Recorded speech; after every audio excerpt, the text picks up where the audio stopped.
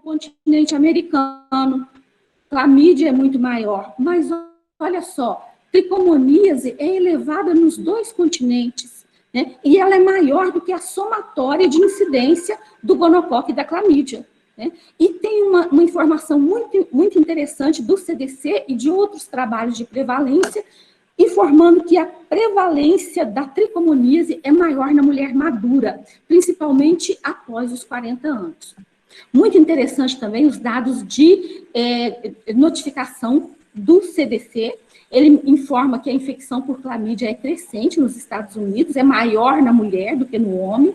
Para o gonococo, existem períodos de diminuição da incidência, de estabilização, mas a informação muito importante que tem aqui é que essas 2 infecções, elas predominam na faixa etária de 15 a 24 anos de idade. Bom, isso a gente viu a incidência no mundo, na América do Norte, né? E no Brasil? Qual é a epidemiologia dessas infecções na nossa região, considerando que elas não são triadas, nem são de notificação compulsória, né? A gente tem um grupo de estudos de infecções sexualmente transmissíveis, parceria UFG e PUC. Em 2009, nós publicamos o nosso primeiro artigo com relação à tricomoníase, a clamídia e a gonococo. Em adolescentes de 15 a 19 anos, a prevalência é escandalosa. 15% das adolescentes têm clamídia, 2,1% têm gonococo. Essas adolescentes, elas são buscadas em casa, elas são assintomáticas. Quando a gente amplia a faixa etária para 24 anos de idade, a prevalência cai um pouco, como é esperado, né, de 9,6% para a clamídia e 0,7% para o gonococo. E a gente tem um estudo em vias de publicação, com uma faixa etária maior, a média de idade de 40 anos, a gente tem dados parciais, clamídia 4,4%, nenhum gonococo, nenhuma tricomoníase. O que acontece com a infestação de transmissão sexual mais frequente no mundo, que a gente encontra pouco por aqui? Bom, considerando, então, a elevada prevalência da clamídia e do gonococo, os eventos adversos para a saúde da mulher e durante a gravidez, a Força Tarefa Americana recomenda a triagem para a clamídia e para o gonococo nas mulheres sexualmente ativas até 24 anos de idade. Mais velhas se elas forem de risco para a infecção. Mas uma das vantagens, no primeiro slide do painel de infecções genitais, é a possibilidade da realização da citologia em meio líquido concomitante no mesmo material. Mas até 24 anos não se recomenda triagem citológica cervical. Ok, vamos ver então a recomendação para tricomoníase e para micoplasmas e ureaplasmas. A prevalência da tricomoníase, ela varia muito, provavelmente, porque é a infecção mais frequente. Mas quando a gente vai para o Reino Unido, uma publicação recente, envolvendo 4.000 participantes, a prevalência da tricomoníase foi 0,3%.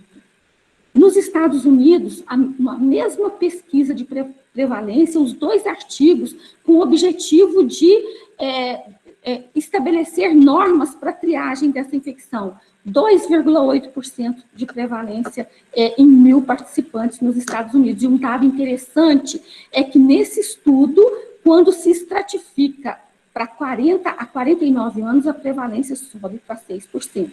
No Brasil, a gente tem dados interessantes também de publicação recente, envolvendo quase que 500 participantes em Pelotas, no Rio Grande do Sul, a prevalência de 4,2%.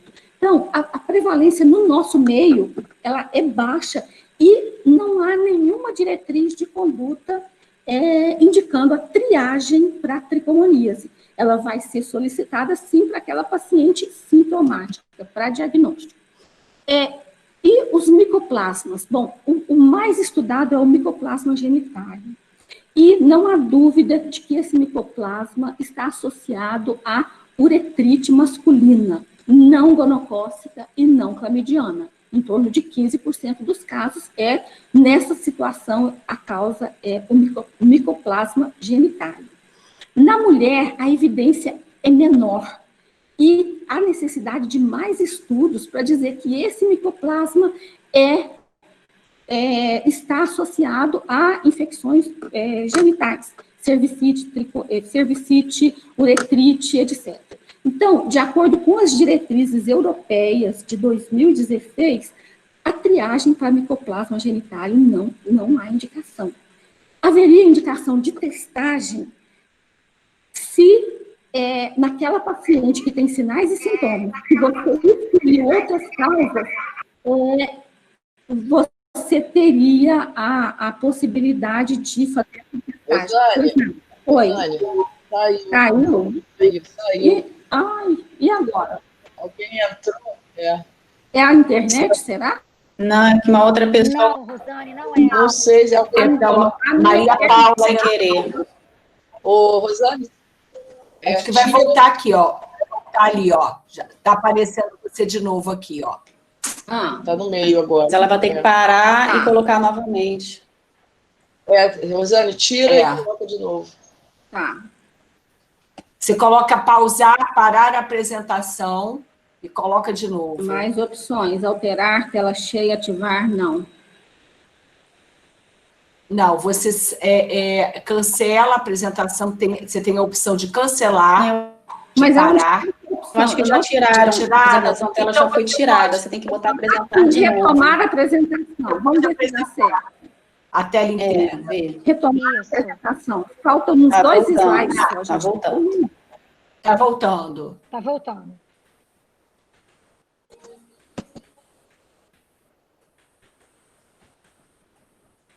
Deu. Ainda não. Abre lá seu PowerPoint. Isso. Isso. Tela cheia. Tem muita gente com imagem aberta. Tem que Voltou, tirar a câmera. Deu certo? Deu certo. Deu. Voltou, deu certo. Tá, então, para micoplasma genitálium também não haveria indicação nem de triagem, e a indicação para testagem de sintomático, ela é bastante limitante, né? E para as outras 3 bactérias, Mycoplasma hominis, Ureaplasma urealítico e parvo. Bom, essas três bactérias, elas apresentam uma variabilidade muito grande conforme o muda a população estudada. Para o Mycoplasma hominis, a variação vai de 3,1% a 15%. É a menor variação. Mas quando a gente vai para o parvo, olha só, praticamente 90% das mulheres saudáveis em alguma região tem o ureaplasma parvo no seu trato genital. Então, ele é considerado um comensal. Não há evidência de que esteja associado a patologias do trato genital inferior. E muito interessante essa publicação de 2018. Ela inicia com uma pergunta se a gente deve mesmo testar para essas 3 bactérias e dá a posição, novamente, das diretrizes europeias. Caso se teste indiscriminadamente para essas bactérias que são comensais, a instituição do tratamento vai ocasionar uma resistência bacteriana e vai levar um custo substancial, tanto para os programas de saúde quanto para o individual. Então, para essas 3 bactérias, não há diretriz para testagem de sintomáticos e nem para triagem de assintomáticos.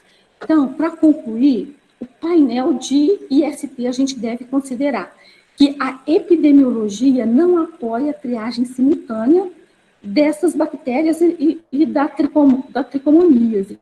Porque a prevalência muda conforme a faixa etária e porque 3 dessas bactérias são consideradas comensais.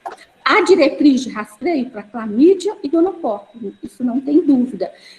Tricomoníase, a orientação é testar sintomático. E aí sim, se é sintomático, em qualquer faixa etária, incluiria também a clamídia e o gonococo. Micoplasma, testar após excluir outras causas de cervicite, uretrite, ou então falhas de tratamento. Para Mycoplasma hominis, Ureaplasma urealítico e Ureaplasma parvo, não há indicação nem para rastrear e nem para testar sintomáticos. Eu agradeço imensamente a atenção de vocês. Excelente, Rosane, bem prática, era exatamente isso que eu queria que você colocasse, porque nós temos esse painel de agentes infecciosos no mesmo material, no mesmo kit da citologia em meio líquido, e a gente visualiza as pessoas pedindo indiscriminadamente, e muitas das vezes vem um agente positivo e as pessoas acham que tem que tratar, ou se as pessoas sabem que não precisa tratar, a paciente acha que tem que ser tratada, mas enfim, depois a gente conversa mais a respeito disso. Excelente. Agora vamos lá. Carol, vamos colocar a sua. A Rosane tem que parar a apresentação dela. Ah, peraí. Ocultar, não, interromper. Aí? Isso. Foi. Desculpa. Deixa eu botar. Ah, que isso. Peraí.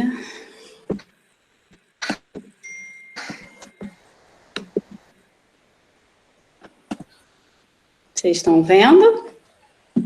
Ainda não. Não, Carol. Não, ainda não. Vocês estão vendo? Ainda não. Carol, você é craque nisso. Ah, a gente...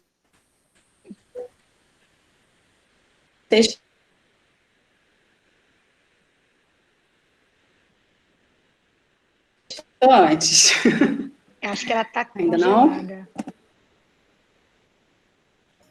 Ainda não, e a tua carinha tá meio que congelada, Não. mas o teu som tá saindo normal. Ainda não. Não, gente?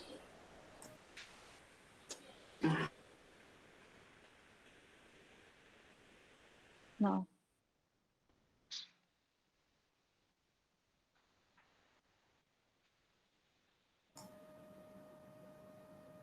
Carol, tá ouvindo?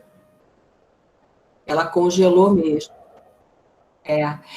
Sabe o que eu vou pedir pro pessoal, gente? Não fiquem chateados com a gente, não. Tira a imagem tira a imagem de vocês. Clica na câmerazinha para cortar a imagem de vocês. E o som todo mundo está cortado, mas a imagem, porque a internet puxa muito se a gente coloca a imagem da gente. Só por isso, tá? Obrigada.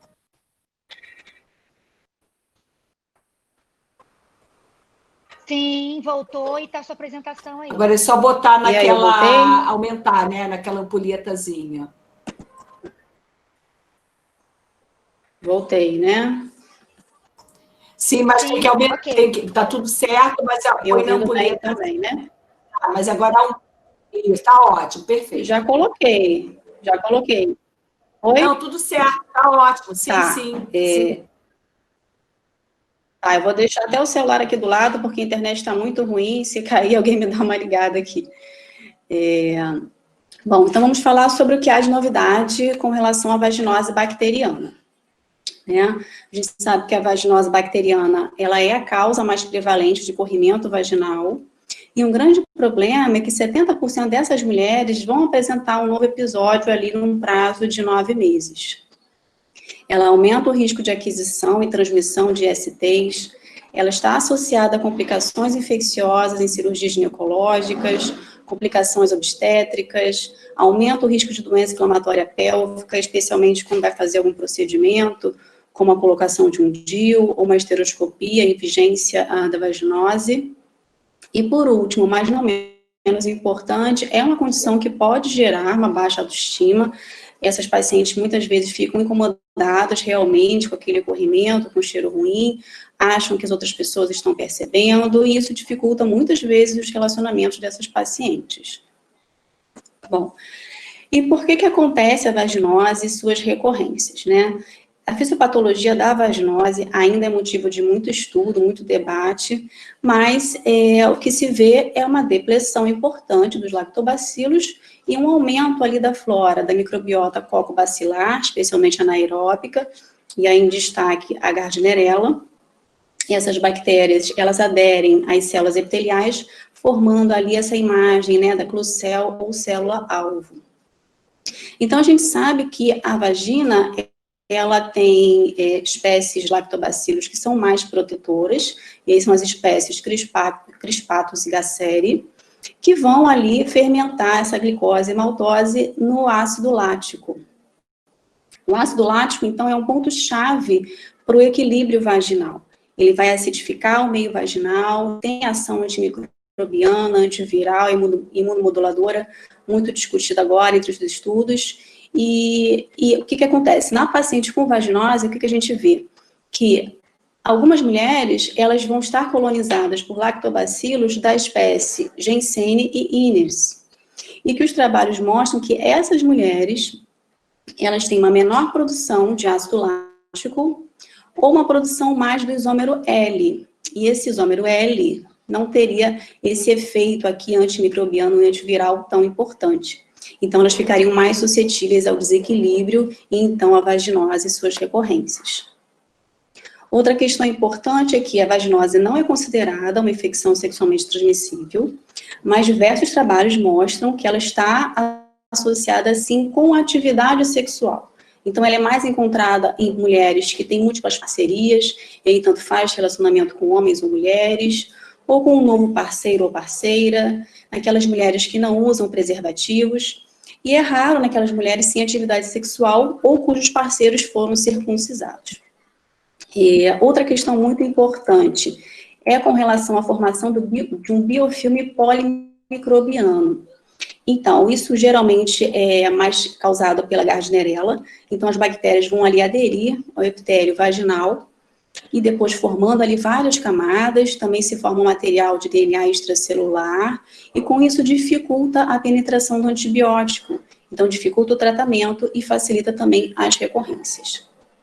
E uma outra questão, com relação à resistência antibiótica, a resistência ao metronidazol, ela é rara, mas ela pode ser vista nas espécies Atopobium e também nas bactérias Mobiluncus, tá? Então, vejam, em todas essas etapas, existem vários estudos tentando ver qual seria ali a melhor estratégia para o tratamento da vaginose e também para evitar suas recorrências.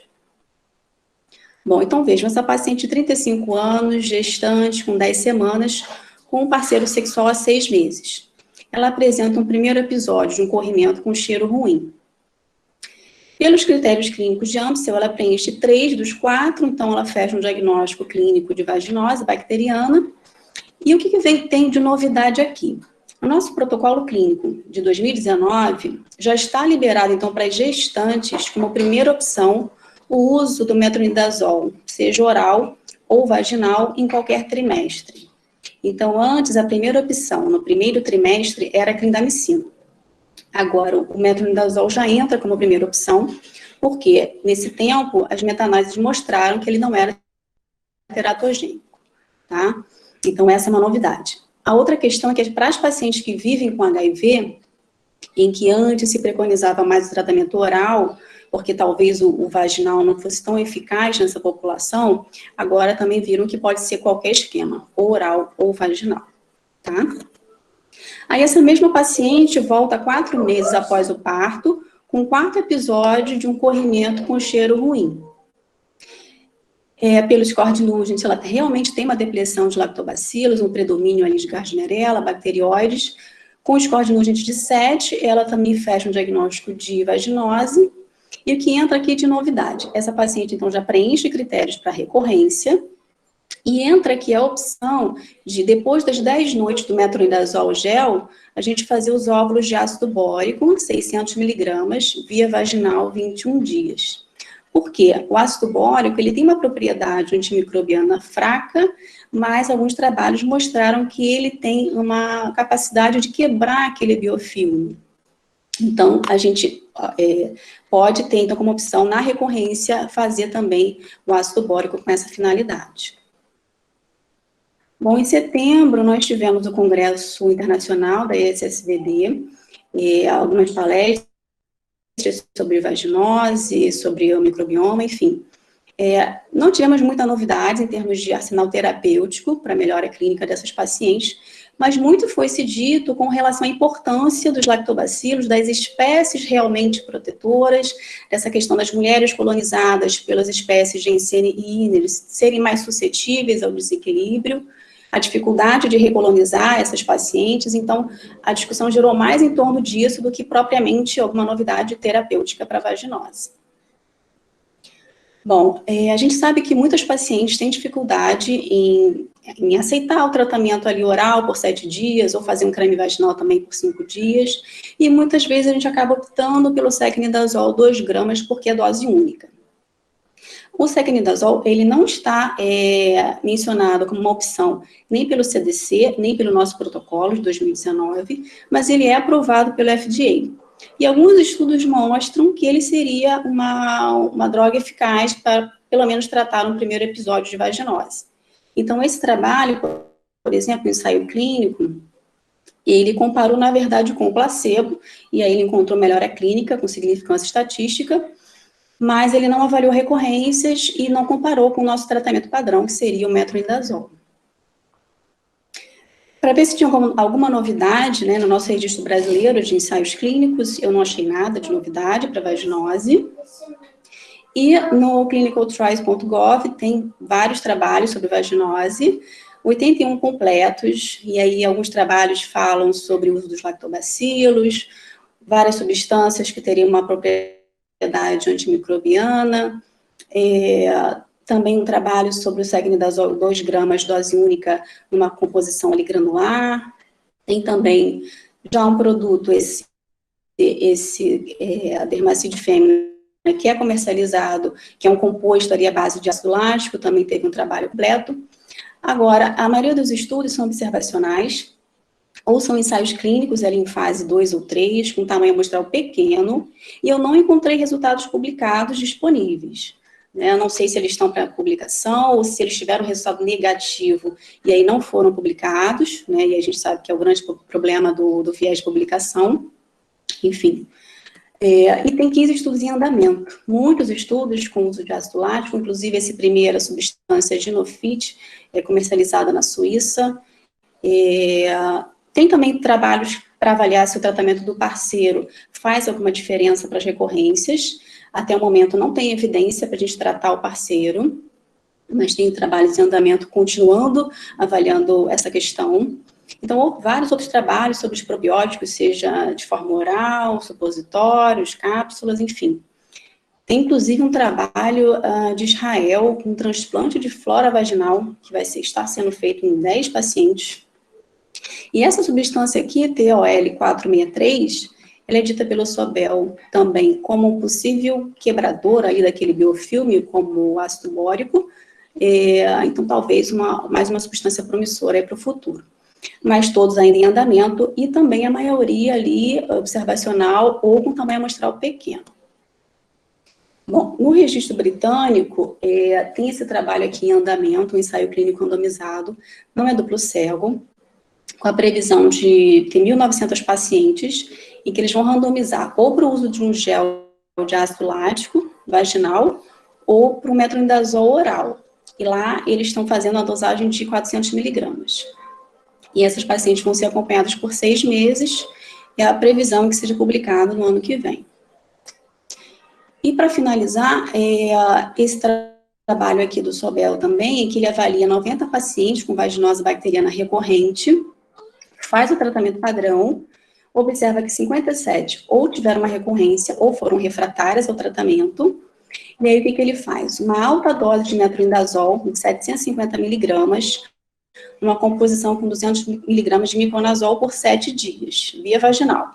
Lembrando que a nossa opção de metronidazol via vaginal tem ali, dá por dia 500 miligramas. Então, ele faz 750. E ele acompanha essas pacientes por 8 meses. No final desse período, ele tem somente 38, porque tiveram algumas perdas de segmento. E ele observa que as pacientes que foram refratárias ao metronidazol tiveram 4 vezes mais chance de ser refratária também à alta dose do metronidazol. Então, levantando aí a hipótese de que o biofilme, nesse caso, realmente faça alguma diferença. Apesar de ter significância estatística, ele observa apenas um aumento em 10 dias no tempo de remissão. E as pacientes que fizeram alta dose de metronidazol, elas tiveram ali quase 70% tiveram uma remissão em curto prazo, que seria ali uns 3 meses. Mas a longo prazo não fez diferença. Bem, então, o que realmente há de novidade no momento é que para as gestantes, o metronidazol está liberado, tá, com evidência científica, para que seja feito em qualquer trimestre. As pacientes que vivem com HIV podem fazer qualquer opção terapêutica, seja o oral ou vaginal. E entra aí a questão do ácido bórico como um possível quebrador aí desse biofilme, evitando ali episódios de recorrência. Mais estudos talvez comprovem ali o secnidazol dose única como eficaz, pelo menos no tratamento de um primeiro episódio, e talvez o metronidazol em alta dose vaginal seja interessante para os casos recorrentes. Então, não tem muito para onde fugir, mais e mais pesquisas com melhor desenho metodológico devem ser realizados para que a gente possa passar para os pacientes opções terapêuticas ali com uma boa evidência científica.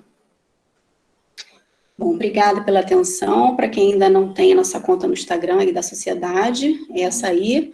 E o nosso site também está sendo reformulado e em breve também a gente vai divulgar. Obrigada.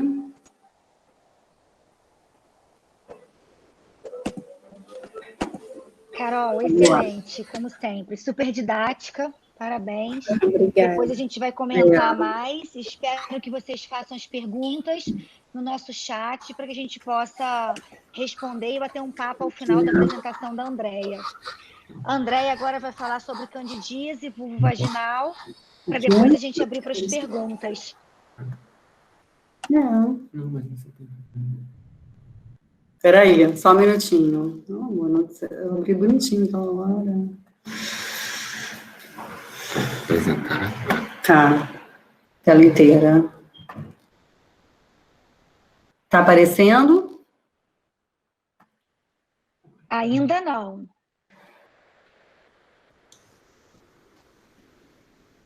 Agora sim. Pessoa, André.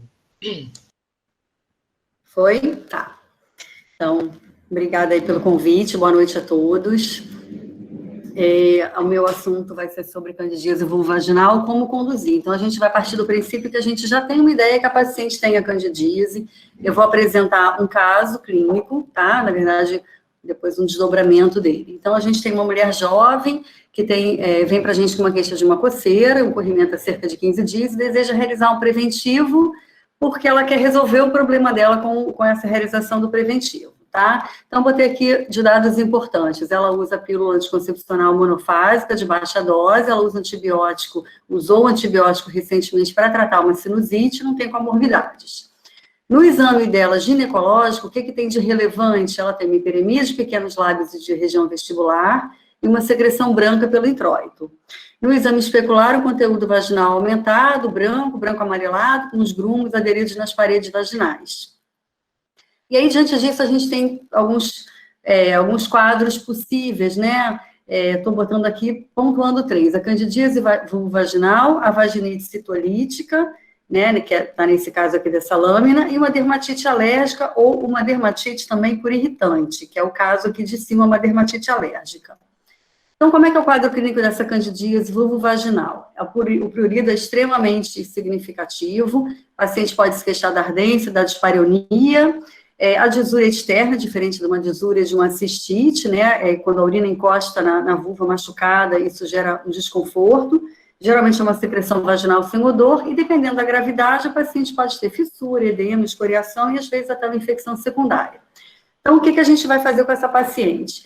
Vamos fazer essas 3 coisas importantes que estão aí nesse retângulo.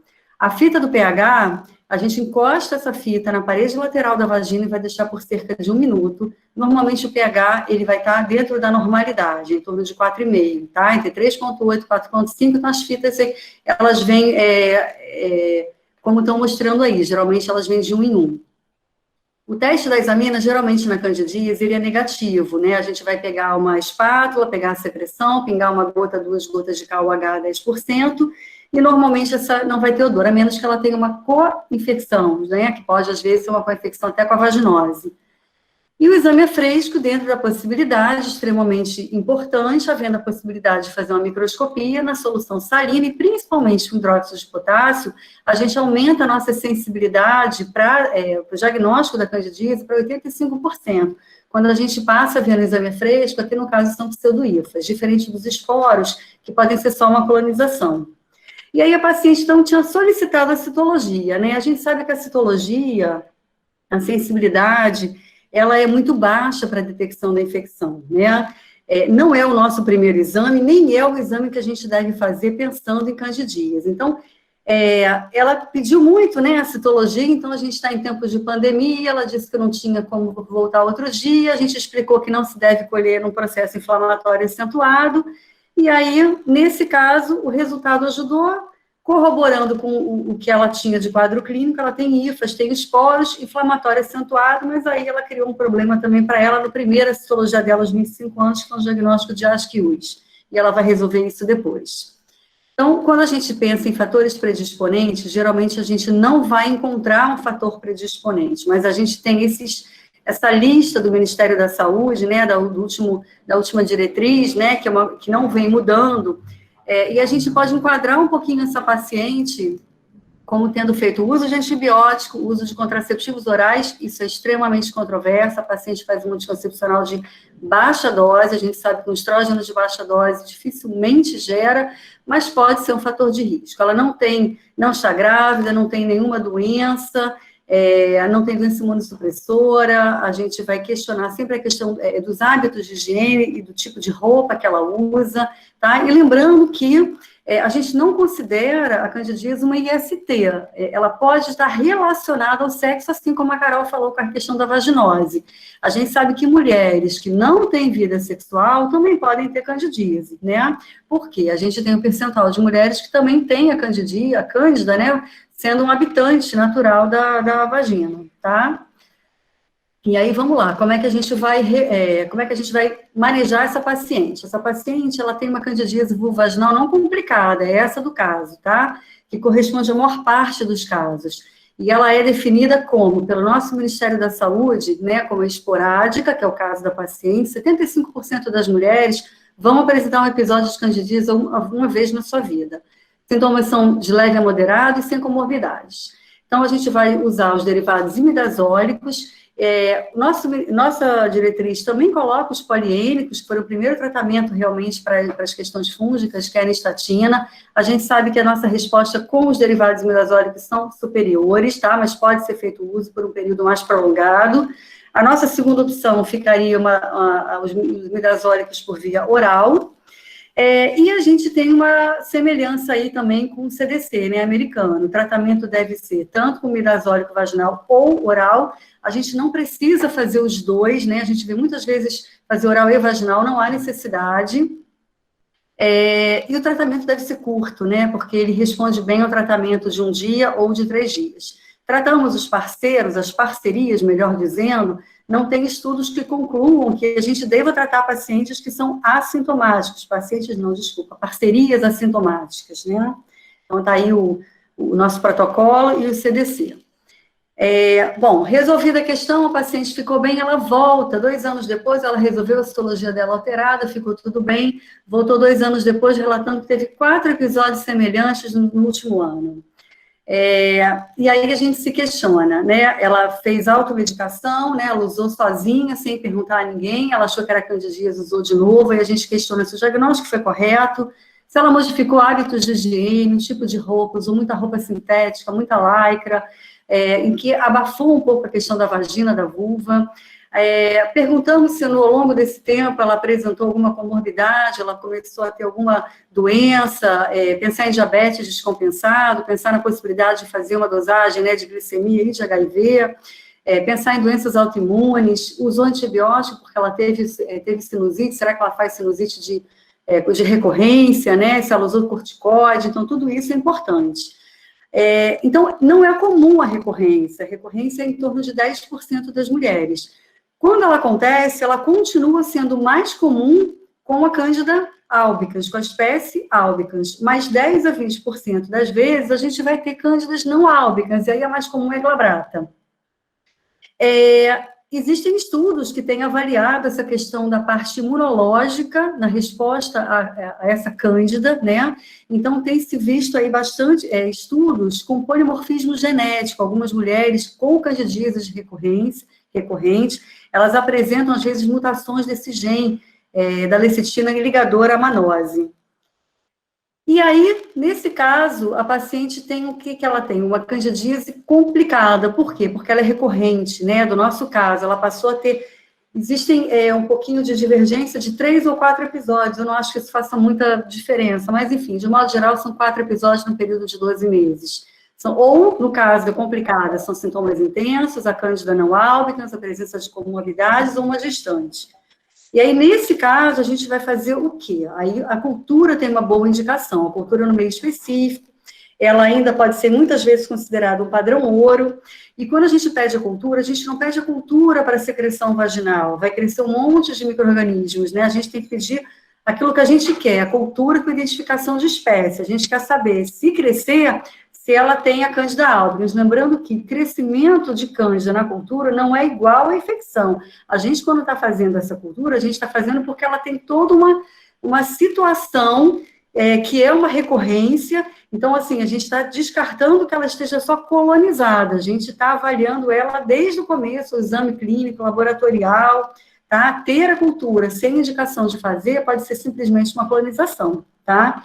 E aí, como a doutora Rosane já falou, dos testes moleculares, a gente sabe que os testes PCR, eles têm uma alta sensibilidade, especificidade, e quando a gente tem uma suspeita, e os nossos exames podem ser, às vezes, feitos com pessoas muito experientes, o exame é fresco, que você não encontrou as hifas, é muito característica, a sintomatologia é muito característica, a cultura foi negativa, você pode lançar mão de um teste um pouco mais sensível, mais específico. Eles não estão disponíveis para a gente no SUS, mas em alguns laboratórios a gente consegue fazer. Eles têm um teste, um resultado mais rápido e uma confiabilidade também boa, tá? E como é que a gente trata essa candidíase vulvovaginal recorrente? Então, vamos lá, para as orientações gerais, a gente tem que orientar os pacientes sobre, se possível, trocar sabonete muito perfumado por emolientes, questionar sempre a questão da roupa, né?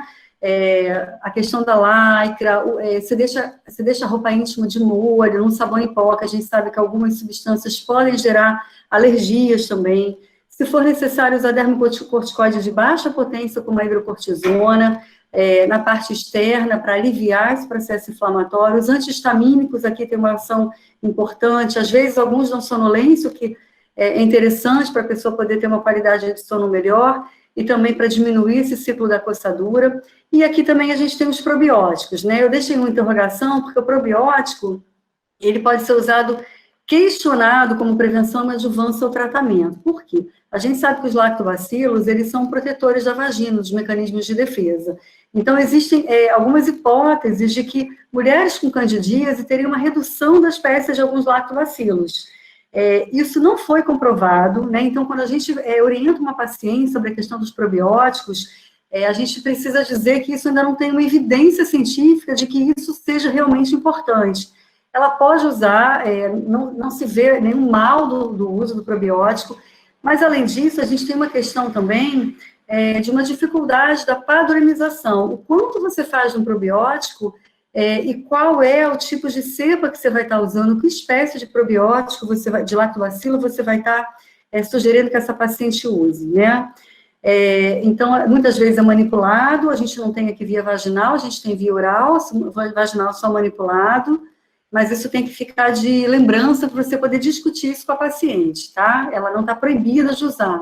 Então, o nosso carro-chefe, né, continua sendo fluconazol na dose de ataque, dias 1, 4 e 7, e a dose de manutenção pode ser feita uma vez por semana por um período de 6 meses. Existem outros esquemas, existe um esquema de um estudo da Austrália, que está no outro slide, inclusive, da Austrália e da Nova Zelândia, em que eles acham que esse esquema, no estudo deles, ele mostra um índice de cura em torno de 50%. Os pacientes voltam a ter recaída.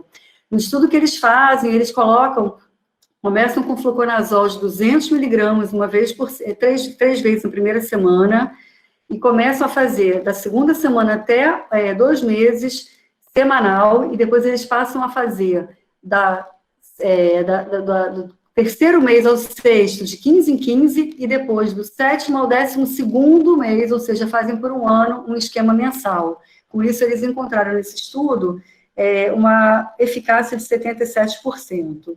Mas essa é a recomendação que a gente tem das nossas diretrizes, do CDC, E tratar parceiro ou não tem evidências de tratamento de parceiro mesmo em recorrência, a menos que esse parceiro, essa parceria, seja assintomática, né? E vale para parceiro ou parceira. Terminando, né, a recorrência, se essa paciente que a gente fez uma cultura, ela teve uma cândida não albicans, a gente sabe que os derivados imidazólicos podem não ser tão ideais, e a gente pode lançar mão, então, da nistatina por um período mais prolongado, que seria a primeira linha. A gente não tem o ácido bórico feito em farmácia, né, industrializado, a gente tem que manipular o ácido bórico, e também existe a anfotericina, ela não existe de forma isolada, né, ela existe associada à tetraciclina, só se você realmente manipular, eu desconheço de outra forma. E lembrar que o exame é fresco, geralmente a gente pode não ver IFA, quando ela é não albicans, tá? Então, aqui no caso, a gente vê como se fossem blastóforos, tá? Que estão aqui rodeados aqui com as setinhas, são redondos. Finalizando, deixei alguns artigos aqui sobre essas recorrências, tá? Para a gente poder refletir, né? Nem tudo que coça é cândida, né? A gente tem que tentar fazer um diagnóstico correto para a gente evitar, então, que a paciente tem que evitar que toda hora se automedique, e que a gente faça, às vezes, por telefone, ou que a paciente vá lá e compre, é muito fácil comprar na farmácia um tratamento empírico. A gente sabe que, às vezes, esses derivados imidazólicos, e o que veicula isso pode levar a dermatites de contato, e lá, mais para frente, pode levar a quadros de vulvodínia. As infecções recorrentes, a gente fala, parece que está tudo resolvido, né? A gente sabe que não está. Existe um desafio, né, para quem tem infecção recorrente. Existe durante o uso, às vezes, recidivas, e depois que você termina, os pacientes algumas vezes retornam com as queixas. Então, assim, esse percentual não é pequeno, e isso gera um impacto negativo na qualidade de vida de algumas mulheres, né?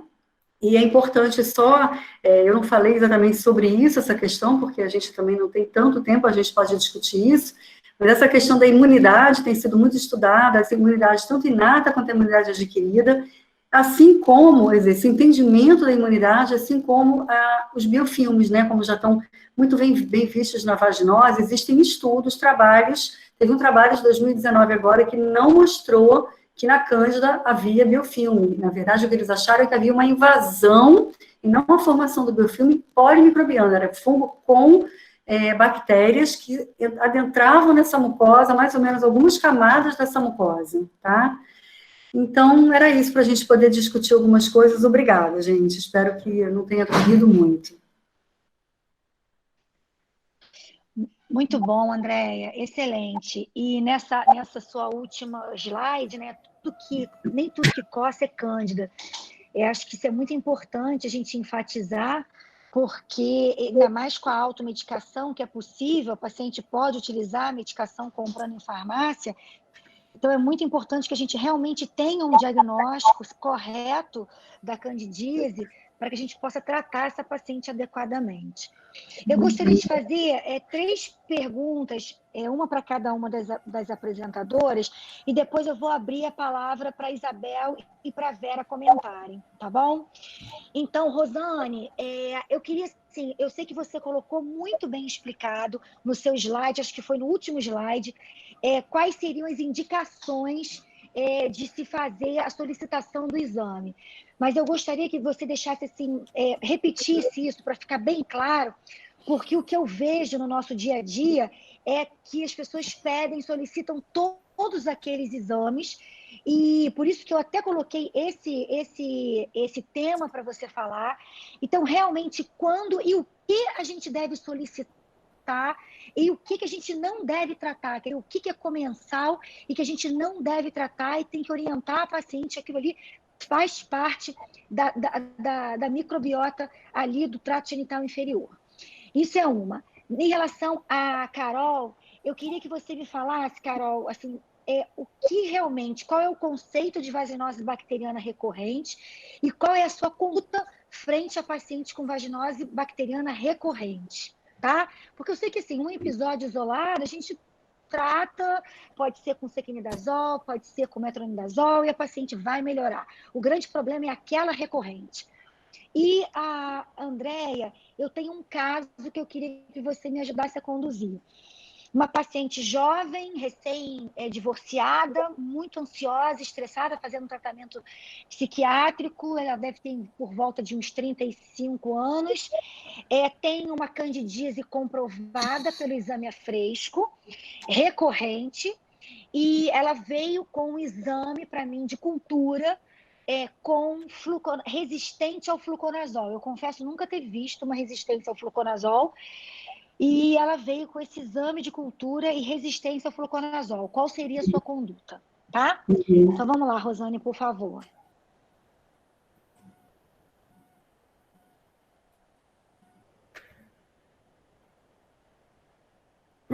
Rosane, você está sem som. Tá com o microfone fechado. Desculpa. Você está sem som. Agora está com som. Tá bom. O que a gente tem de evidência para fazer triagem de assintomáticos é clamídia e gonococo, até 24 anos de idade. E aquele painel, ele fala que uma das vantagens é a triagem, mas a triagem para ser simultânea seria se essas infecções ocorressem de modo simultâneo na mesma faixa etária. E isso não ocorre. A gente viu que tricomonas e micoplasma genitálium é de mulher mais madura. Além disso, pela prevalência menor, tricomonas não teria indicação de triagem. Teria indicação de realização do exame em mulher sintomática. Aí sim, pede-se a PCR para tricomonas, mas aí pede também para gonococo, para clamídia, independente da faixa etária na mulher sintomática. Agora, micoplasma genitálium, ele só teria indicação naquela paciente que ela continua com sintomas de cervicite apesar do tratamento. Seria aquela falha no tratamento. Então, você pediria esse exame, nunca na assintomática e nunca como primeiro exame. Primeiro você trata clamídia, gonococo, tricomoníase, para depois partir para o micoplasma. E aí, micoplasma hominis, ureaplasma urealítico e ureaplasma parvo, pela literatura, eles são considerados como comensais. E tem um agravante dessas pequenas bactérias, é que elas não têm parede celular, então elas são resistentes aos beta-lactâmicos. Né? Então, tem o problema da indução de resistência antimicrobiana. Mesmo assim, para o micoplasma genitálium, a primeira alternativa ainda é a azitromicina, só que em esquema estendido, porque já tem resistência. E isso é visto na uretrite masculina, que tem maior evidência do que na mulher. E aí, por quanto tempo seria esse esquema estendido, Rosane, no micoplasma genitálium? Então, 5 dias. 500 miligramas no primeiro dia, 250, dia 2, 3, 4 e 5. Uhum. Isso para o micoplasma genitálium. Então, para ficar claro que o micoplasma parvo ele é comensal e esses testes agora pegam tudo e aí vem a paciente acha que está com infecção e que precisa tratar. E a respeito do micoplasma hominis, que também vem nesse painel de IST. Ele é o que tem, assim, dessas 3 bactérias, é a que tem menor prevalência na mulher saudável. Quando a prevalência é pequena na mulher saudável, que o genitálium é 0,6%, a gente imagina que quando ele está presente, ele vai causar uma infecção. Mas mesmo assim, tem populações que 20% das mulheres têm esse micoplasma no meio vaginal. E ele, assim, ele é considerado, pode até mudar com o passar dos anos, né, com o aumento das pesquisas, mas ele ainda é considerado comensal. Uhum. Em relação, aproveitando só um pouquinho essa questão do ureaplasma, porque também vem a questão do ureaplasma junto, o ureaplasma, o parvo, né, e o hominis, né, que é o que vem. O ureaplasma ureacítico, né? Oi? Ureaplasma é o líquido, né? Então, ele veio parvo e veio urealítico, sim. Ureaplasma. Pois é. E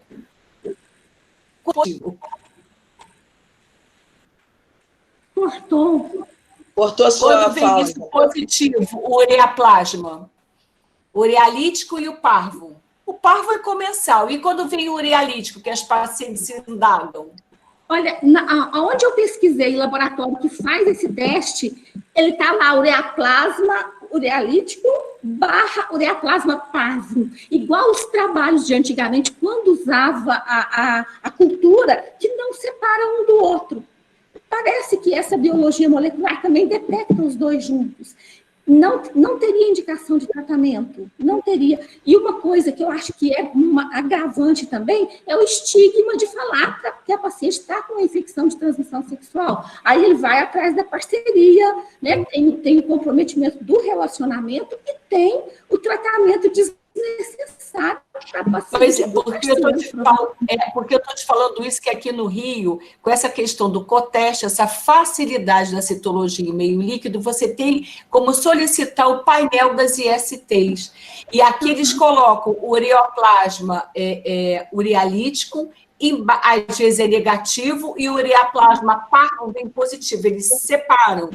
Aí a paciente já vem para a gente com aquele resultado, achando que tem infecção, que tem que tratar, e é para ficar isso bem claro, né? Isabel. Oi? Rosane, posso falar uma coisinha? Oi. Posso fazer uma pergunta? Primeiro, Rosane, eu queria te elogiar a excelência da sua apresentação. Mas eu queria dizer uma coisa, reforçando o que a Isabel falou, o que, na verdade, a gente começou com essa investigação de ureaplasma e micoplasma por conta desse coteste, que tem sido, assim, é uma oferta muito comercial. Isso nunca foi considerado, foram considerados agentes para doença inflamatória pélvica. E você, na sua apresentação, coloca isso muito claramente para a gente. Então, o que a gente tem visto, para paciente que tem acesso a esse exame, é um coteste em que você inclui micoplasma, ureaplasma e HPV para mulheres com menos de 30 anos, né? Então, eu acho que essa discussão é muito importante. Tem 80 e poucas pessoas participando dessa discussão.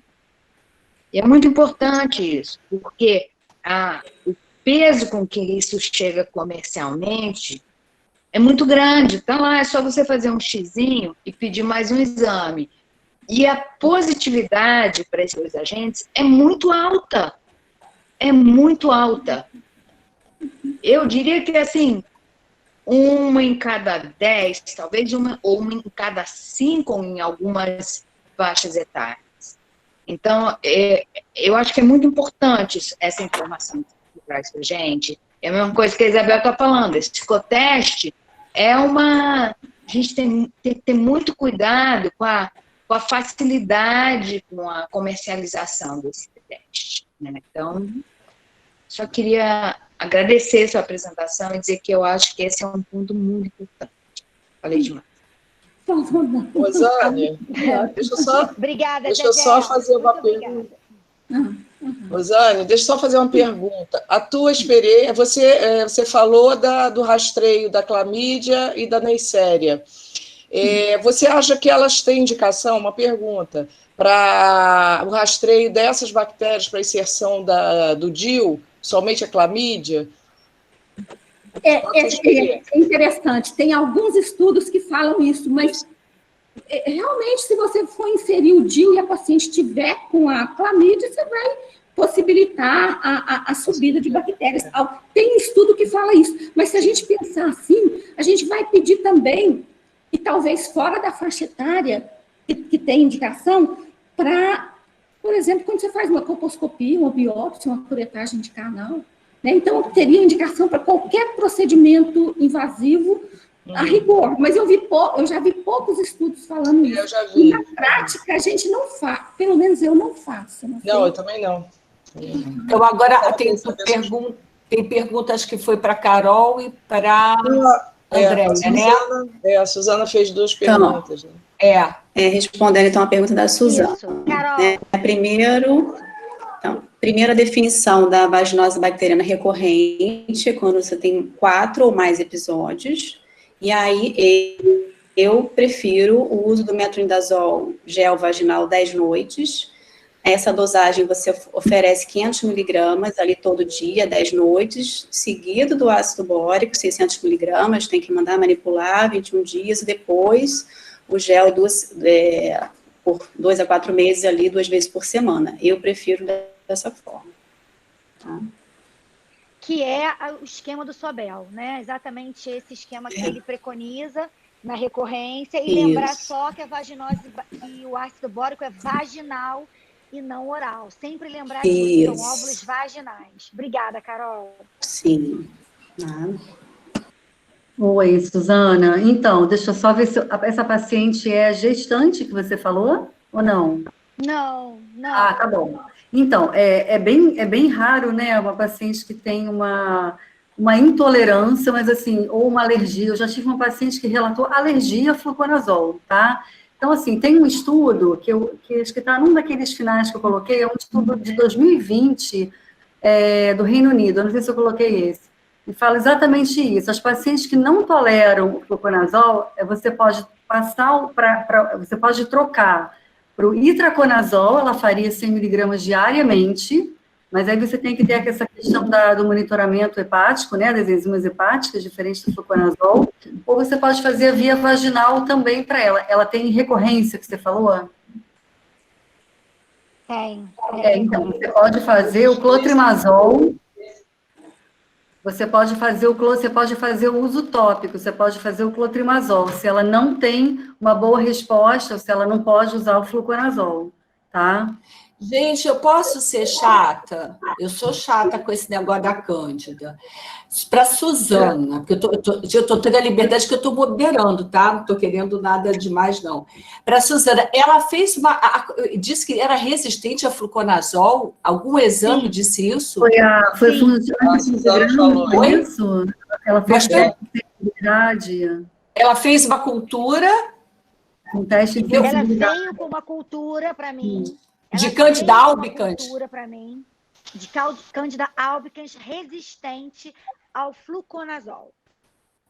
Olha só, deixa eu falar uma coisa para vocês. Assim, se você conversar com o Sobel, o que ele fala é o seguinte: não existe essa resistência ao fluconazol.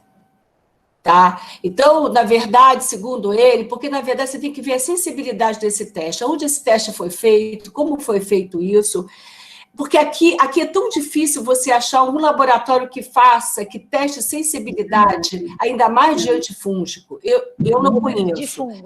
Então, exatamente. Então, na verdade, o que ele sempre diz é o seguinte, que essas mulheres, elas às vezes, elas têm uma necessidade de um tempo maior do uso do fluconazol. Porque a Candida albicans, para você ter uma resistência, é praticamente zero. O que pode acontecer é o que a Andrea falou.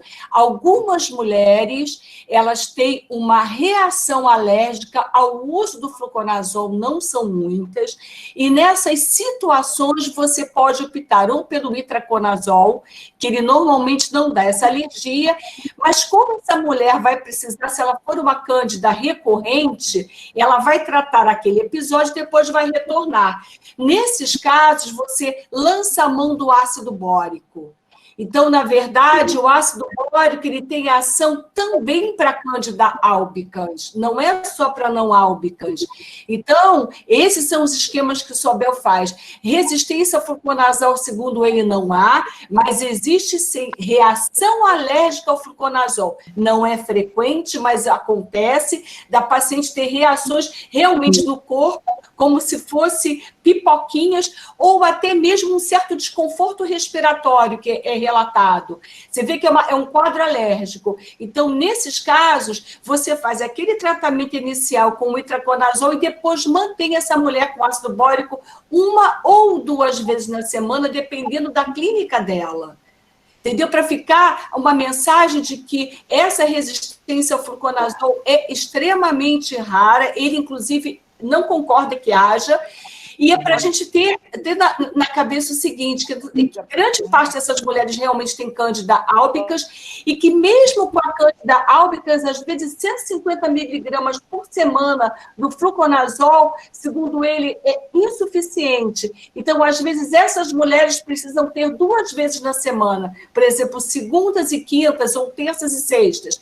Ah, mas eu não quero usar, é muito fluconazol, estou insegura, isso ou aquilo, tem um desconforto, tem paciente que não tem alergia, mas ela tem um desconforto gástrico. Você pode lançar mão do fluconazol 1 vez por semana e do ácido bórico no outro 2, 3 dias depois.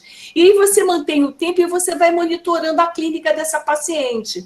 Então, são as coisas assim, mais atuais que ele fala. E a outra questão que o André já respondeu, que antigamente a gente questionava muito essa possibilidade da existência da candidíase junto com a vaginose bacteriana. Antes da pandemia, ele esteve aqui no Rio, ele deu um simpósio muito bom sobre, a gente depois, no dia seguinte, fui discutir com ele essa questão da vaginose com a candidíase ao mesmo tempo. Ele falou que isso não é frequente, mas pode acontecer. É o que ele chama da infecção mista, vaginose com cândida. E aí foi perguntado para ele o que tratar. Ele falou assim, depende do sintoma da paciente. Se por um acaso o sintoma dela preenche os critérios de Amsel, você vai fazer uma lâmina fresco, você faz o hidróxido de potássio, se você vê IFA ali, aquela IFA está meio que por acaso ali. Ela não está com quadro de candidíase. Então, o que ele diz? Nessa situação, você trata a vaginose, mas já entra com fluconazol, porque ela vai desenvolver cândida, porque ela já está ela está colonizada com uma quantidade maior do que o que seria o normal. Da mesma forma, se a paciente, você já deve ter visto isso, se a paciente está com clínica de candidíase, você faz a lâmina fresca, quando você vai fazer o KOH, ela tem uma discretamina, não é aquele fortão. Quando você vai para a lâmina fresco, ela tem um percentual de glucéus menor que 20%, mas ela tem polimorfo nuclear, ou seja, ela lida com quadro de candidíase. A candidíase não tem problema você só tratar a cândida, ela não vai abrir o quadro da vaginose. Porém, uma paciente que você tem que marcar e explicar para ela que você vai tratar a cândida, mas pode ser que daqui a 3 meses, se a flora dela não voltar para tipo 1, ela pode fazer o quadro da vaginose, independente da cândida que ela tenha tido. E a questão, voltando a Carol, a questão do tratamento prolongado da vaginose bacteriana e o esquema do Sobel, ele tem vários, mas eu acho que o que ele mais gosta é esse. O que, na verdade, o que ele fala é o seguinte, essas mulheres que estão fazendo a vaginose bacteriana, fez lá os 14 dias do metronidazol, fez o ácido bórico, e depois a gente faz o metronidazol 2 vezes na semana, essas pacientes têm um risco grande de desenvolver candidíase secundária. E aí, nesses casos, a gente faz o fluconazol 1 vez por semana. Ou então, você mantém o ácido bórico também. Você pode fazer um dia um metronidazol e o outro ácido bórico, porque você melhora o biofilme e você evita a candidíase. Então, o que eu acho que o que tem que ficar importante, porque todo mundo aqui está aprendendo, ninguém é dono da verdade, a gente aqui só replica o que pessoas mais experientes e que já estudam isso há mais tempo, como o professor Sobel e outros, o Donis, tem vários colegas excelentes, aqui no Brasil também. Então, na verdade, a gente replica experiências deles.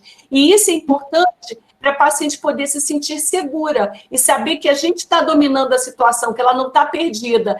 Porque, eu não sei, eu vou até me calar minha boca, que eu adoro essa parte, todo mundo sabe disso. Mas o que me deixa agoniada é a paciente chegar com 10, 20 receitas, ela muda de um creme para outro, é a mesma coisa. Ela sai do clotrimazol para o itraconazol. Gente, a paciente acha que não está curada porque ela está sendo mal conduzida. Primeiro, que candidíase recorrente não fica bom com o tratamento de uma semana. Essa mulher vai ter cândida de novo. Essa mulher tem que entrar ou no fluconazol ou no ácido bórico, não tenho dúvida disso. De um modo geral, essas pacientes são atópicas. Elas têm uma questão alérgica aí, elas têm uma alteração na via da imunidade celular. Elas têm uma sensibilidade aumentada ao açúcar refinado. Elas têm mania de fazer duchinha, elas estão sempre úmidas, aquela umidade da duchinha. Então, é tanta coisa que a gente tem que levar em conta antes de ficar só mudando a medicação, que ela se sente insegura. Então, esse eu acho que é o maior recado que pode ter ficado dessa mesa, das aulas da André e da Carol, que foram maravilhosas, e da Rosane também, que eu acho que esclareceu muito essa dúvida. Eu estou coordenando, mas eu não tenho mais nada para falar. Se a Vera quiser falar, ou vocês, eu estou adorando. Obrigada, Isabel. Pergunta do chat. Eu tenho uma pergunta. Suzana? Fala, amor. Não, primeiro dar os parabéns, né, para as 3 participantes, maravilhosas as aulas, super didáticas, como a Isabel falou, a gente tem muito pouco para acrescentar, mas queria fazer um comentário e depois, assim, uma pergunta bem básica para a Andréia, mas porque as pessoas ficam, né, nessa pergunta. Quando você vai, André, solicitar, orientar que ela use o fluconazol por um longo período de tempo, você tem como regra solicitar um hepatograma previamente? Para o fluconazol, não. Não peço. Perfeitamente. Não, eu também não, mas queria saber a tua opinião, porque sempre acaba sendo um questionamento que muitas vezes a gente pega, porque para outros antifúngicos a gente deve evitar. Mas deixando claro que para o fluconazol, claro, a não ser que na anamnese dela já tenha alguma hepatopatia, alguma coisa prévia, mas caso ela seja saudável, a gente não vê nenhuma necessidade de solicitar previamente o hepatograma. E assim, a gente vai entrar aí nas perguntas do chat, né? Mas para deixar isso muito claro, porque o tempo passa, a gente fala as mesmas coisas sempre, e, na verdade, a paciente vem com esse diagnóstico candidíase, porque, na verdade, é o que ela sabe, é o que ela já escutou falar, ela escutou muito mais vezes, né, falar em candidíase, e qualquer vaginose citolítica, vaginose bacteriana, ou qualquer outra, né, vaginite, né, descamativa, enfim, outras vulvaginites, outros tipos de colpite, né, mas que a gente tem que realmente perder, entre aspas, né? Isso é ganhar algum tempo com essa paciente, isso demora realmente, mas muitas vezes explicar que ela não tem candidíase, né? Que ela tem, às vezes, um conteúdo vaginal normal, que ela pode ter um prurido vulvar por uma outra queixa, às vezes ela tem realmente um líquen, ela pode ter um eczema, ela pode ter outras causas, às vezes não é nem uma coceira propriamente dita, ou um conteúdo vaginal fisiológico, quer dizer, são coisas muito básicas que a gente acaba falando sempre, mas que todos os dias, quando você termina o seu consultório, você sabe que você encontrou essa paciente que se sentiu confortada quando você explicou que aquilo ali é um conteúdo vaginal normal e que não é patológico. Isso serve para qualquer tipo dessa queixa, né, de corrimento de leucorreia. Então, acho que isso sempre é bom a gente deixar firmado isso, sempre bom lembrar. Suzane, eu acho que eu podia ir para as perguntas. Que muitas delas, Vera, muitas delas eu vi que a própria Carol e a Andréia já foram respondendo aqui no chat.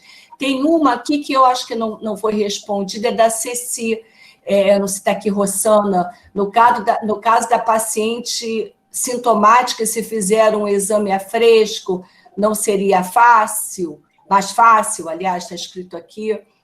Vocês querem responder? Tem essa pergunta. Está perguntando para a Rosane. Para a Rosana, no caso da paciente sintomática, se fizer o exame a fresco, não seria mais fácil? O exame Exame a fresco para que agente? Seria para tricomoníase, é isso? Provavelmente sim, porque é o único que vai dar ali para a gente ver, né? O exame a fresco tem uma sensibilidade baixíssima, porque o tricomonas, ele perde a movimentação e depois ele fica irreconhecível no exame a fresco. A mesma coisa na citologia oncótica, também é horrível para visualizar a tricomoníase, né? Então, a saída mesmo para a tricomoníase seria a PCR, principalmente se a gente está fazendo pouco diagnóstico, como é o que sugere os dados da Organização Mundial da Saúde. Como é que é a infecção de transmissão sexual mais frequente das curáveis, que a gente quase não vê, e que alguns trabalhos, não é? Então, eu acho que seria importante ter mais dados epidemiológicos, né? E realmente seria a PCR. E tem aqui outra pergunta, o uso do DIU, ou no caso do Mirena, né, do dispositivo intrauterino, aqui, o medicado, pode aumentar a recorrência da Cândida, Andréia? Você sabe que teve um texto, um artigo que eu li, falando, você não vê ali nos fatores predisponentes, mas o DIU, existem estudos que mostram essa questão, às vezes, da formação do biofilme no DIU, no fio do DIU. E, às vezes, a pessoa precisa retirar o DIU para se sentir realmente melhor, tá? Enfim, isso não está nos fatores de risco, mas é uma coisa para se pensar. Uma paciente que não tinha queixa, passou a ter, de repente, esse biofilme, né, que é uma coisa que não está provada, né, para Cândida, como está mais provada até para a questão da vaginose, né, é uma possibilidade, tá? Pode fazer um biofilme nesse fio, sim. Posso responder essa pergunta? Então, tem uma pergunta ali da Maria Alice sobre o que vocês orientam sobre depilação, porque vejo muito florido por isso. Na verdade, em setembro, né, quando a gente teve o congresso lá do ISSVD, muito foi falado sobre essa questão dos lactobacilos, a dificuldade ali em recolonizar essa vagina, e teve um palestrante que falou muito sobre essa importância dos pelos, né? A gente sabe que agora as brasileiras e outros países também, essa moda de tirar todos os pelos, e ele falou muito sobre a importância de você ter pelos na região genital para que você consiga recolonizar essa vagina com lactobacilos realmente protetores. Então, talvez, enfim, essas disbioses todas podem também ter a ver com essa falta total aí de pelos que a gente tem visto, tá? Pois é. Tem uma outra pergunta também sobre candidíase. Carol, não, desculpa, Andréia. Se a gente pode usar ácido bórico em gestantes com candidíase. Boa pergunta. Ácido bórico pode ajudar. Eu geralmente, quando eu penso em gestante, eu penso em derivado de imidazole e nistatina, o tópico, nunca oral, mas o ácido bórico... Então, eu nunca falo, Carol. Buscar isso também, né, porque tem pouca informação disso para gestantes, e é uma substância química, na verdade, que não é categorizada pelo FDA, então você não tem a categoria A, B, C, D, X. Então, fiquem abertos. Teoricamente não tem risco, porque é uma substância que existe em outros produtos. Então, teoricamente não tem risco e não é classificada como tal. Foi o melhor não usar, né? Se não tem categorização, eu não prescreveria, então, não sei. Eu ficaria na nistatina, acho que imidazole sempre tópico, nunca oral. Exatamente, não tem uma necessidade de fazer um ácido bórico, ainda mais que a gestante leva 9 meses, ela com certeza vai melhorar. Não tem categorização, mas também não tem evidência para usar. Não sei se Isabel... Exatamente. Não tem nenhuma evidência para usar. Eu também vi essa pergunta no chat, alguma coisa eu estou respondendo aqui, mas eu não quis responder, porque eu realmente não tenho essa certeza. Mas, assim, eu nunca prescrevi. Então, quer dizer, eu fico também nessa dúvida. Eu acho que não é o que fala, não tem categoria. Eu acho que a gente tem que outras opções para a gente usar isso na gravidez. Minha opinião. Eu já fiz busca, Andréia, porque uma cliente estava usando por causa de vaginose e ela engravidou. Eu fiz buscas e não tem, gente, não tem evidência que você possa continuar ou não. Entendeu? Eu já fiz várias buscas e não tem. Tem pergunta para Carol. Carol,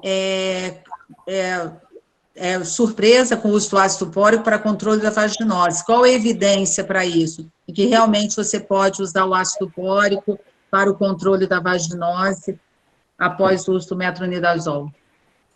Não, o ácido bórico ele está relatado como uma opção para as recorrências no nosso protocolo do Ministério da Saúde do ano passado. Existem alguns trabalhos que mostram que ele quebraria aquele biofilme polimicrobiano, que é um possível facilitador dessas recorrências, mas eles fazem a ressalva, sim, de que precisam mais estudos, com melhor desenho, um tamanho amostral maior para comprovar. Mas vários outros estudos menores, observacionais, mostram que é uma possibilidade para as recorrências, e aí ele foi inserido como uma opção no nosso protocolo do ano passado. Tá? Tá ótimo. Eu acho que tem só mais uma última pergunta aqui sobre... Peraí, deixa eu ver se eu acho aqui. Sobre qual a posição do uso de protetor diário de roupa íntima. É o César Augusto que está perguntando. Eu acho que aí depois a gente pode finalizar. Tem uma pergunta do Jefferson, Suzana. Na anamnese, não é interessante investigar o que antecede cada recorrência? É quase a última pergunta. Recorrência na anamnese, não é interessante investigar o que antecede cada recorrência e, assim, procurar evitar esses acontecimentos que antecedem? Provavelmente é Cândida. É Cândida, Jefferson? Sim, é Cândida? Às vezes a gente não tem, né, como estava dito ali, às vezes a gente não tem um fator, a gente não conhece, a gente vai sempre tentar avaliar esses fatores, principalmente essa questão, né, às vezes a pessoa faz spinning e usa calças e enfim, fica muito tempo com a roupa abafada e ela tem esse hábito, usa até certos sabonetes com perfumes novos, hidratantes, às vezes, né, preservativos com cheiro, enfim, um monte de coisa que você pode tentar evitar. Agora, muitas vezes a gente não consegue encontrar um fator predisponente, né? Lógico, acho que você tem que sempre tentar encontrar um fator, mas nem sempre a gente acha. E aí você já falou sobre a pergunta. O que você acha, Isabel? Diário, né? Oi? Eu tenho uma questão aqui, acho que é da Maria José, acho que é para a Andréia, né? Acha que a recomendação do uso de lactobacilos para tratamento das candidíases, não entendi bem a pergunta, está escrito aqui no chat. É do probiótico, né? Do uso de probiótico. Oi, vou falar. Não, lactobacilos pode? Não, é porque parece que os lactobacilos são promissores, já tem evidência robusta para tratamento de gastroenterite, mas para o tratamento, enfim, modificação, reforço da flora vaginal de lactobacilo, a gente ainda não tem evidência. Talvez esse estudo inglês modifique isso. E a gente vê muita manipulação feita baseada na própria experiência com isso. E eu acho que é preciso cuidado com essa indicação. Zezé, você tem razão, não tem estudo evidenciando realmente o que tem sido descrito, é isso, falta de estudos grandes, com amostras maiores, e comparando e vai avaliando essa questão da dose, né? Então, não tem padronização de dose e nem das cepas, né, que você vai estar usando desses lactobacilos. Então, a gente tem muita coisa que as pessoas manipulam mesmo, né? Mas isso para candidíase. Para candidíase, Sim, mas eles falam lactobacilos quais? Pois é isso que não existe, entendeu? Porque eu estava lendo esse artigo de 2020. Mas para candidíase. Para candidíase. Porque uma das questões alguns autores tentaram avaliar uma hipótese de que as pessoas que têm candidíase de repetição teriam uma redução de cepas de lactobacilo, que não ficou comprovado ao mesmo tempo, entendeu? Então, assim, é muito... Redução de cepas de lactobacilo. Eu gostaria de ler esse artigo. Tá bom. Não, mas eles não encontraram. Gente, olha só, eu acho que a gente não pode fazer confusão na cabeça das pessoas. Gente, eu acho que eu estou ficando velha mesmo.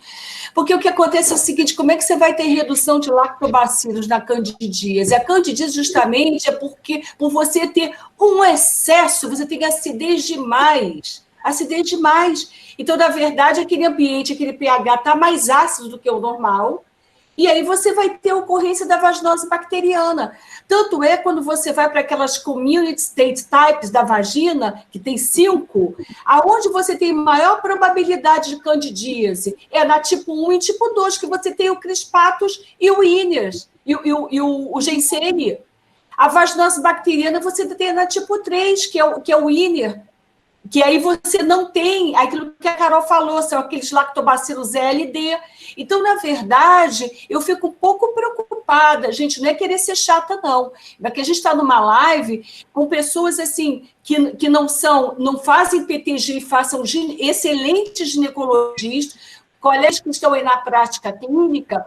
E quando a gente pega umas coisas assim que, às vezes, eles fazem confusão nos conceitos. Então, eu fico um pouco preocupada, porque artigo vai ter de tudo, mas alguma coisa para qualquer coisa que a gente queira. Porque quando a gente vai para a fisiopatologia, a gente tem que ter um pouco de bom senso. Agora que eu entendi a pergunta da Zezé, porque não tem robustez e provavelmente é diferente da vaginose bacteriana. A vaginose bacteriana, essa mulher, ou ela vai ter lactobacilo Iner, que ele é ruim, ele não produz peróxido. Essa que é a diferença. A produção dele de peróxido de hidrogênio é muito fraca, é praticamente inexistente. Tanto é que o pH dessas mulheres é um pouquinho mais para básico. Então, na verdade, essas mulheres parece que, como a Zezé falou, na parte intestinal está muito desenvolvido, mas na parte vaginal não. Parece que talvez elas possam se beneficiar num futuro, que não se sabe quando, em relação aos probióticos. Então, o que se tem hoje é o que a Carol falou, é o que o Sobel já estuda há muito tempo, é o ácido bórico para você simplesmente quebrar o biofilme, porque a Gardnerella e o atopóbio vaginalis, eles fazem um biofilme que eles vão até para o endométrio. Eles sobem para o endométrio. Então, você tenta quebrar esse biofilme. Por isso é que ele pode dar doença inflamatória pélvica. E as outras não dão tanto. Entendeu? Então, na verdade, para não ficar uma coisa confusa, de achar que o problema é o lactobacilo. Não é. A candidíase, pelo contrário. E, às vezes, você tem diagnóstico de vaginose citolítica, que também cresce no pH muito ácido, e você tem aqueles lactobacilos longos, e que a paciente tem um sintoma de ardência, de um certo prurido, pela lise do citoplasma. Então, na verdade, aqueles produtos, da parede celular, aquele excesso de produtos de restos celulares dão essa irritação. Então, eu acho que para ficar assim, uma coisa menos confusa, para a gente não começar a fazer confundir conceitos de acordo com trabalhos que ainda não estão assim, que eu acho, até gostaria de ler esse artigo, e até vou mandar para o Sobel para ver o que ele acha, com certeza ele vai falar para não ler, eu tenho certeza disso, porque isso faz confusão na cabeça das pessoas. Agora eu entendi a pergunta, eu não estava nem entendendo a pergunta da Zezé, porque realmente tem que ter cuidado quando a gente fala isso do lactobacilo para candidíase. Não é você não, André, por favor, a tua aula foi excelente, mas eu sei que a gente às vezes quer trazer novidades, e às vezes numa live, você não está num congresso, fica com uma coisa online, e outras pessoas já até saíram, para não ficar esse conceito, que aí agora que eu entendi o que era. Ok, então, bom, Isabel já falou, Andréia, Carol, alguma observação a mais para a gente poder encerrar? Já são 9h30. Lembrando, então, que na terça-feira que vem nós vamos ter uma outra webinar sobre dermatoses e higiene vulvar, nessa mesma hora, tá? Acho que foi ótima a discussão. Essa questão de lactobacilos, realmente, ela é fruto de muitos estudos, e para a vaginose, ainda precisa se definir exatamente as espécies, a via de administração que consiga recolonizar essas pacientes e que elas efetivamente melhorem ali daquele desequilíbrio. Mas foi ótima a discussão, obrigada aí pela participação. Obrigada, gente, foi Obrigada, ótimo. Carol. Rosane, algum comentário? Excelente as aulas, excelentes discussões. Muito obrigada pelo convite e, com certeza, eu vou assistir a próxima webinar de vocês. Muito obrigada. Rosane, eu que te agradeço. Muito obrigada pela sua participação. Eu queria realmente colocar esse painel exatamente pelo que foi falado aqui, por essa facilidade que se tem hoje de solicitar esses exames, e as pessoas não sabem nem por que estão solicitando e acabam fazendo isso indiscriminadamente. Então, você foi perfeita nessa história desse painel de agentes infecciosos. Vera, algum comentário? Não, Suzana, agradecer aí a presença, não só, né, dos professores, mas principalmente dos colegas. Nós chegamos a 140 participantes, então, parabéns aí pelos colegas, pela participação desde a semana passada, e dizer mais uma vez, estamos esperando para a próxima. Obrigada. Se Deus quiser. Próxima semana tem mais. Me perguntaram aqui se o link vai ser o mesmo. Não, não vai ser o mesmo, mas a gente vai encaminhar durante a semana o folder, o post da nova web com o novo link, tá? E a Yara fez uma pergunta para mim quando eu trocando ideias, de 23 a 26 de novembro. Vai ser à noite, totalmente online. Tá bom. Isso, tá bom? Gente, muito obrigada por quem ficou até agora. Obrigada, professores. Obrigada, debatedores. E semana que vem tem mais, terça-feira, tá bom? Obrigada, gente. Beijo. Tchau, tchau, tchau. Tchau, tchau. Parabéns.